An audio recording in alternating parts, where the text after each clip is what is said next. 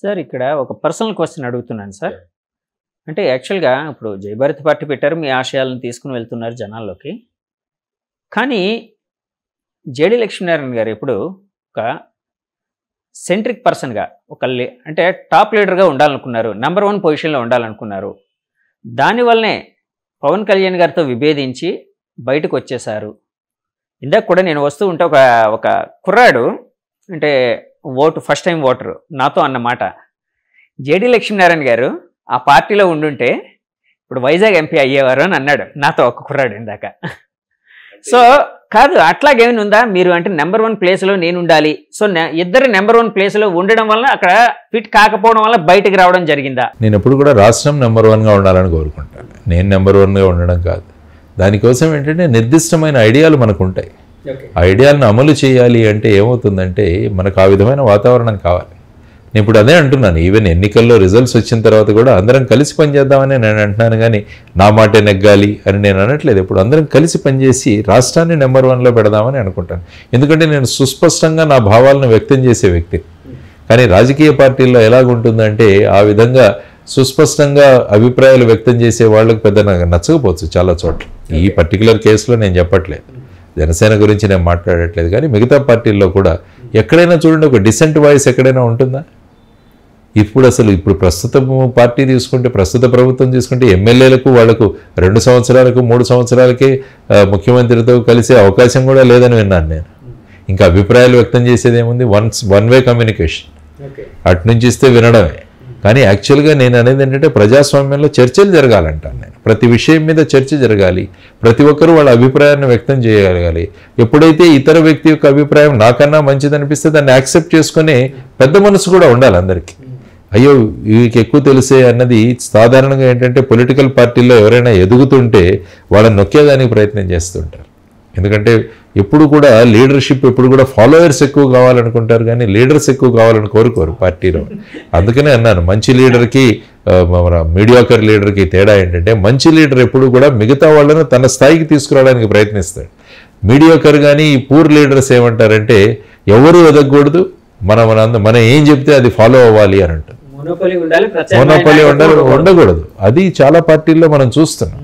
So ఆ విధంగా ఉండకూడదు. ఎప్పుడు కూడా పార్టీ నాయకులు ఎప్పుడు కూడా స్వతంత్ర గొంతుకలని, స్వతంత్ర ఆలోచనని మనం తీసుకొచ్చి బ్రాడ్ మైండెడ్గా అందరినీ ఆలోచించగలం. సార్ ఇలాంటి ఆలోచన ధోరణి ఎక్కువగా ఈ ప్రాంతీయ పార్టీలోనే ఉంది కదండి. అంటే జాతీయ పార్టీలో ఉండదేమో అండి, ఉంటుందా అండి అక్కడ కూడా? జాతీయ పార్టీలు కూడా నాయకత్వం ఎలా ఉంది అన్న దాని మీద ఆధారపడి ఉంటుంది. ఫర్ ఎగ్జాంపుల్ ప్రస్తుతం ఉన్న భారతీయ జనతా పార్టీ తీసుకుంటే 2 వ్యక్తులే శాసిస్తున్నారు మొత్తం దేశ రాజకీయాలని. ఆ పార్టీలో వీళ్ళిద్దరి పేర్లే వినపడతాయి, మోడీ గారు అమిత్ షా గారి పేర్లే వినపడతాయి, మిగతా వాళ్ళ పేర్లు వినపడలేదు. అదే మీరు ఇక్కడ చూసుకుంటే కాంగ్రెస్లో చూసుకుంటే కొంతమంది లీడర్స్ కనపడతారు. సోనియా గాంధీ గారు కావచ్చు, రాహుల్ గాంధీ గారు కావచ్చు, మల్లికార్జున ఖార్గే కావచ్చు, కేసీ వేణుగోపాల్ గారు కావచ్చు, కొప్పుల రాజు గారు కావచ్చు, ఇలా రకరకాల కమిటీల్లో ఉన్న వాళ్ళ పేర్లు అక్కడక్కడ వినపడుతుంటాయి. అప్పట్లో అనేవారు కదా సార్, కాంగ్రెస్ పార్టీలో రాష్ట్ర వ్యాప్తంగా ఎలక్షన్ నడిస్తే ప్రతి ఒక్కరు సీఎం క్యాండిడేట్ అని. అంతే కదా. ఇప్పుడు చూసుకుంటే తెలంగాణలో కూడా ఏమైంది, ఎంతమంది సీఎం క్యాండిడేట్లు ఎమర్జ్ అయ్యారు అక్కడ. కానీ ఇక్కడ అలా కాదు కదా, నేను సీఎంగానే వస్తానంటారు అసెంబ్లీకి. అంటే it's all revolves around 1 person. అంతే కదా, ఆయన అదే అన్నారు కదా, నేను మళ్ళా అసెంబ్లీలోకి ముఖ్యమంత్రిగానే అడుగు పెడతానన్నారు ఆయన. అంటే ఏమవుతుందంటే ఒక వ్యక్తి మీద నడుస్తుంది, ఇంకొక వేరే ఆల్టర్నేటివ్ అంటే ఏమవుతుందంటే బేసిక్గా ఏంటంటే మనం అన్ని కూడా 1 మ్యాన్ చుట్టూ తిరిగే పార్టీలు ఇవన్నీ కూడా. అంటే ఆ వ్యక్తి ఏం చెప్తారు, వ్యక్తి పూజ అన్నది. అందుకనే డాక్టర్ బాబాసాహెబ్ అంబేద్కర్ గారు అప్పుడు చెప్పిన విషయం, వ్యక్తి పూజ రాజకీయాల్లోకి వస్తే అది నిరంకుశ తత్వానికి దారి తీస్తుంది అన్నది మనం గమనించాలి. దాని నుంచి చాలా జాగ్రత్తగా ఉండాలన్నారు ఆయన. సో ఇంటర్నల్గా మీరు పార్టీల్లోనే ప్రజాస్వామ్యం ఉండాలి కదా. ప్రజాస్వామ్యం అంటే అందరూ కలిసి చర్చించే విధంగా ఉండాలి కదా. సో ఆ విధంగా ఆ కుర్రవాడు అడిగిన ప్రశ్నకు నేను ఆ పార్టీ గురించి నేను మాట్లాడలేదు, కానీ ఇన్ జనరల్ పార్టీల గురించి మాట్లాడుతున్నాను. నేను ఎందుకు బయటకు వచ్చేసాను అన్నది కూడా నేను స్పష్టంగా ఇంతకుముందే చెప్పాను. మనం ఫుల్ ఫ్లెడ్జ్డ్గా మనం వెళ్ళాలన్న కాన్సెప్ట్తో ఉండేవాడిని నేను అప్పుడు అక్కడ. సో అక్కడ ఆ వాతావరణం లేకపోవడం వల్ల బయటకు వచ్చారు, అంతే కదండి. ఆయన అటు వెళ్తాను అన్నారు, ఇటు చేయడం అది కష్టం అవుతుంది, మనం పార్టీ బలోపేతం అవుదేమో అనుకున్నాను. సార్ ఇప్పుడు జెన్యూన్గా చెప్పండి, ఆయన పవన్ కళ్యాణ్ గారు ఈ ఎలక్షన్లో తనకంటూ ఒక ముద్ర వేసుకున్నారు అని అనుకుంటున్నారా, భావించచ్చా అండి? వాళ్ళ ఓట్ షేరింగ్ పెరిగే అవకాశం ఉందని భావించచ్చా సార్? ఆయన ప్రస్తుతం ఉన్న పరిస్థితుల్లో ఇంకా ఇదే బెస్ట్ ఆప్షన్ అన్నట్టుగా ఆయన నిర్ణయించుకున్నారు. అంటే ప్రస్తుతం ఉన్న రాజకీయ దీంట్లో అలయన్స్లో కలవడము, కొన్ని సీట్లు తీసుకోవడం, ఆ తర్వాత పార్టీని ఒక ఎందుకంటే 10 సంవత్సరాలైనా కూడా ఒక రిప్రజెంటేషన్ లేదన్నది ఆయన చెప్పారు. ఆయన అదే అన్నారు, మీరు ఇంతమంది వస్తారు కానీ మమ్మల్ని ఎవరిని ఎన్నుకోవట్లేదని కూడా అన్నారు ఆయన. సో ఆ విధంగా ఒక రిప్రజెంటేషను పార్టీలో 10 సంవత్సరాలుగా పనిచేస్తున్న వాళ్ళకి ఒక సుస్థిరమైన స్థానాన్ని కల్పించడం, సో పార్టీని ఆ విధంగా ముందుకు తీసుకోవడం అన్నది, తర్వాత ఈ 3 పార్టీలు కలవాలన్నది కూడా ఆయన ధోరణి బట్టి ఆయన చేశారు. కాబట్టి రాజకీయాల్లో ఎప్పుడు కూడా స్ట్రాటజీ, కొత్త వ్యూహాలు ఇవన్నీ కూడా వేసుకుంటూ ఆయన వెళ్తారు. కాబట్టి ఆయన ఈసారి ఈ విధమైన వ్యూహం వేసుకుని ఆయన ముందుకు వెళ్తున్నారు. కాదు సార్, నేను అనేది ఈసారి ఓట్ షేరింగ్ పెరిగే అవకాశం ఉందని మీరు భావిస్తున్నారా? వాళ్ళకి ప్రత్యేకంగా జనసేన పార్టీకి? ఎందుకంటే జనసేన ఓన్లీ 21 సీట్లలోనే పోటీ చేస్తారు. కాబట్టి ఏంటంటే ఈ ఓట్ కన్సాలిడేషన్ కోసం తర్వాత మిగతా పార్టీలతో పొత్తు పెట్టుకోవడం వల్ల ఆటోమేటిక్గా ఈ ఓట్ షేరింగ్ అన్నది జరగాలి. ఓట్ షేరింగ్ అన్నది జరుగుతుంది. ఎందుకంటే ఇండివిజువల్ పార్టీగా ఇప్పుడు అవ్వచ్చు, కానీ అదంతా కలిసిన ఓట్ అవుతుంది. అది ఇప్పుడు రేపు జనసేనకు వచ్చే ఓట్లన్నీ కూడా భారతీయ జనతా పార్టీ, తెలుగుదేశం, జనసేన యొక్క ఓన్ ఓట్, ఇవన్నీ కలిసి పడతాయి.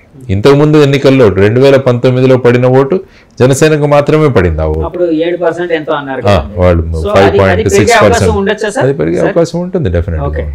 సార్ అలాగే చంద్రబాబు గారు జూన్ సంథింగ్ ఏదో డేట్ నాకు సరిగ్గా గుర్తులేదు, పలానా రోజు ఆయన ప్రమాణం చేయబోతున్నారు అని, ప్రమాణ స్వీకారం సీఎంగా అని వాళ్ళ నాయకులు చెప్తున్నారు.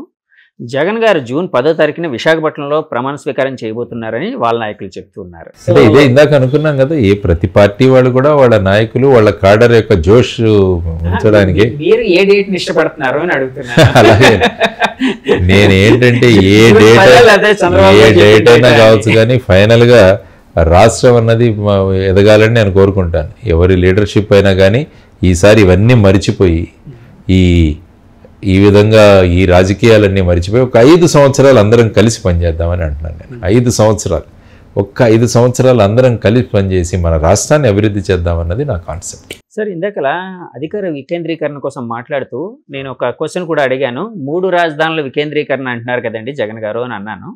సో ఆ విధంగా 3 రాజధానులు అంటే 3 రాజధానులు పెట్టడం వలన వికేంద్రీకరణ జరిగి ఇది అంటే డెవలప్మెంట్ జరిగే అవకాశం ఉందని మీరు భావిస్తున్నారా? ఇప్పుడు మన రాష్ట్రం యొక్క విచిత్రమైన షేప్ చూడండి. ఆల్మోస్ట్ 1400 కిలోమీటర్లు మొత్తం కలిపేసి మీరు అంచనా వేసుకుంటే అది చాలా పొడవుగా ఉంటుంది. కాబట్టి క్యాపిటల్ అన్నది ఎప్పుడు కూడా సెంట్రల్గా లొకేట్ అవుతుంది. క్యాపిటల్ కావాల్సిన లక్షణాలు కూడా చాలా ఉన్నాయి. క్యాపిటల్ అన్నది ఒక నదీ ప్రవాహ ప్రాంతంలో ఉండడం, సెంట్రల్గా ఉండడం, అందరికీ అప్రోచబుల్గా ఉండడం, ల్యాండ్ అవైలబిలిటీ ఉండడం, ఇవన్నీ కూడా. ఎందుకంటే అమరావతి అన్నది ఒక రాజధానిగా మనమంతా అసెంబ్లీ సాక్షిగా తీసుకున్న నిర్ణయం.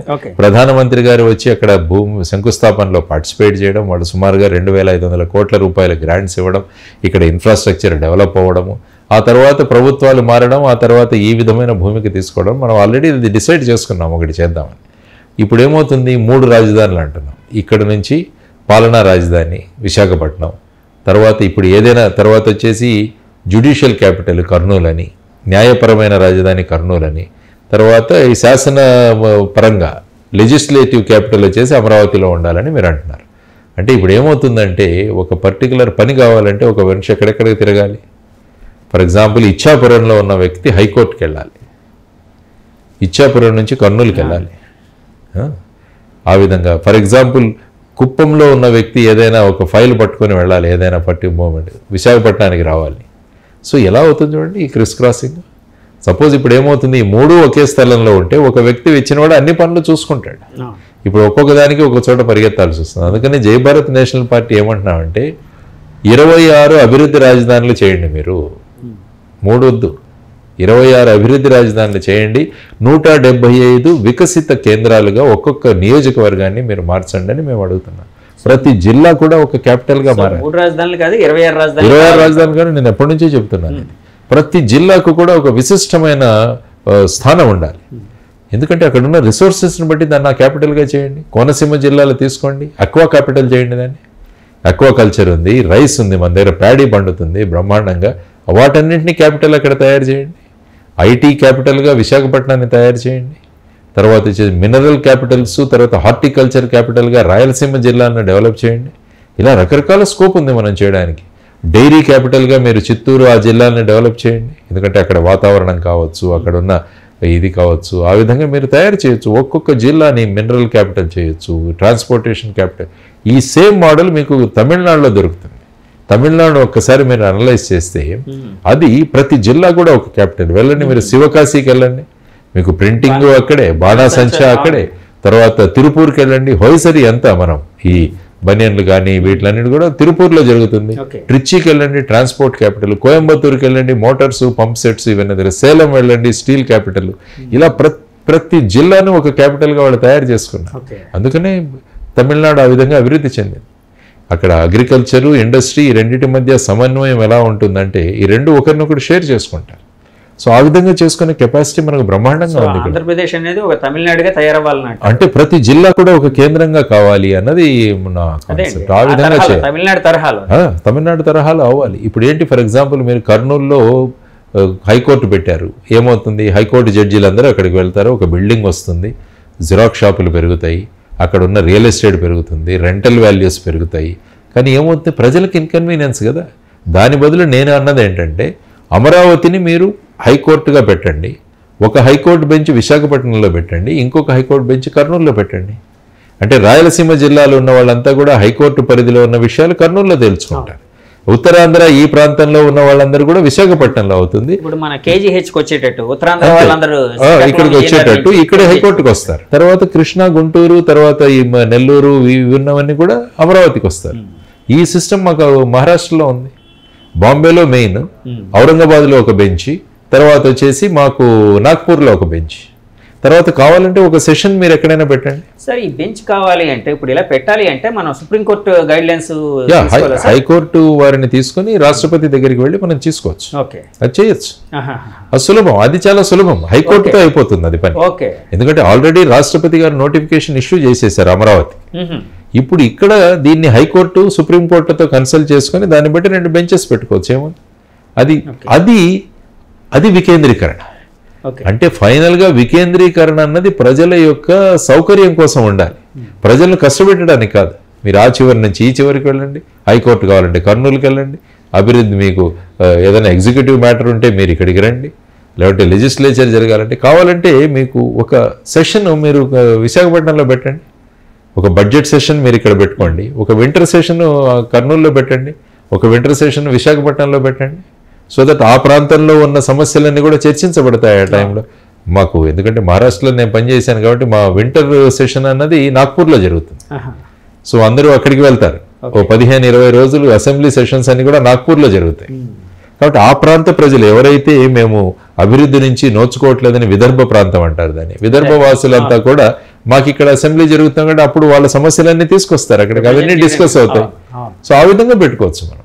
సో ఈ విధమైన ఆలోచనలు ఉండాలి అన్నది నేను కోరుకుంటున్నాను. సార్ అయితే అంటే మీ దృష్టిలో ఇప్పుడు మన ఆంధ్రప్రదేశ్ రాజధాని అని చెప్పాలంటే దేన్ని చెప్తారండి? అమరావతి మనం అందరం కూడా కట్టుకున్నది అమరావతి. జగన్మోహన్ రెడ్డి గారు స్వయంగా చెప్పారు, మిగతా వాళ్ళు ఎవరు ఇల్లు కట్టుకోలేదు, నేను కట్టుకున్నాను ఇక్కడ అని. కాబట్టి అమరావతి రాజధాని అని అన్నారు. వాళ్ళ మంత్రులు కూడా చాలామంది కూడా మాట్లాడారు.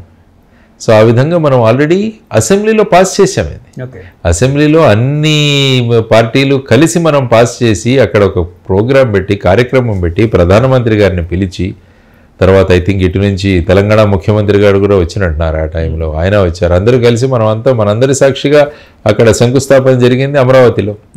ఆ తర్వాత 33,000 ఎకరాలు మనము ల్యాండ్ పూలింగ్ ద్వారా తీసుకొని మొదలుపెట్టి దానికోసం రాజ్యాంగ సవరణ కూడా తీసుకొచ్చాం మనం ఒకటి.